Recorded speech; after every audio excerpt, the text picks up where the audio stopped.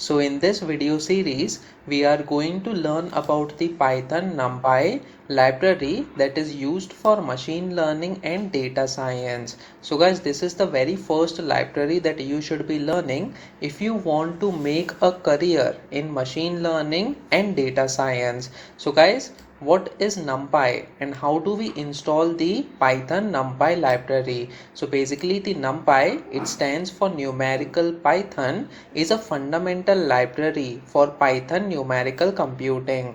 Please note that I will provide you all these notes as well so that you can learn about the NumPy library. Now guys, it provides a very efficient multi-dimensional array objects and various mathematical functions for handling the large data sets, making it very critical tool for professionals in the fields that require heavy computation. So guys, wherever we are dealing with the multi-dimensional array objects, we can easily use the NumPy library in order to carry out the heavy computations or mathematical operations that we are going to see in this video series as well. Now guys, for example, if you have gone through my Python tutorial series, you must be knowing about the list object in the Python programming language. Now guys, it is very important that you learn the basic concepts about the Python programming language before learning the NumPy library that is used for machine learning. And if you want to easily learn about the Python programming language, that is the basic concepts and some of the programs that you can write in Python, then you can watch my other videos. I have created the separate playlist for the Python tutorial for beginners and also the Python programs for beginners as well. The links I have given in the description section below. So guys, basically the list object is defined in this way inside Python, and after this we can carry out different operations on the list items over here.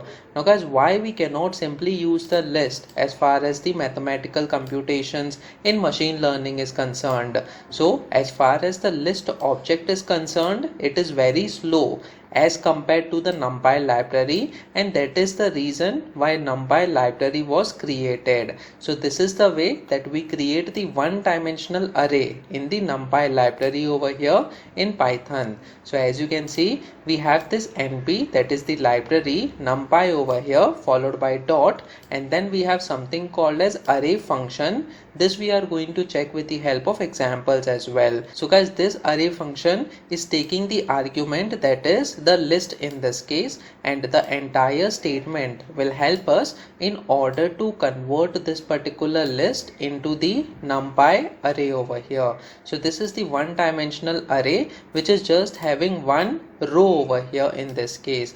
Now guys, apart from this, you can also create the two-dimensional array as well, and this is the way that you can create the two-dimensional array, that is NumPy followed by dot, and then we have the array, and then inside the open and close parenthesis over here you will be having the two-dimensional array. In this case, this is the outer array over here, and then inside this we have the two arrays that can be seen in this case. So guys, basically this is the first row and this is the second row, and inside both the rows we are having the four columns over here. So as you can see, above array is having two rows and four columns. Shape property will help us in order to get the array dimensions also, which we are going to see in the upcoming sessions as well. Now guys, apart from this, similarly we have the three-dimensional array as well. So in this case, as you can see, you have to use three brackets and then the elements will be provided inside the square brackets over here. So guys, as we are going to see the different examples, you will understand all the multi-dimensional array that you can create.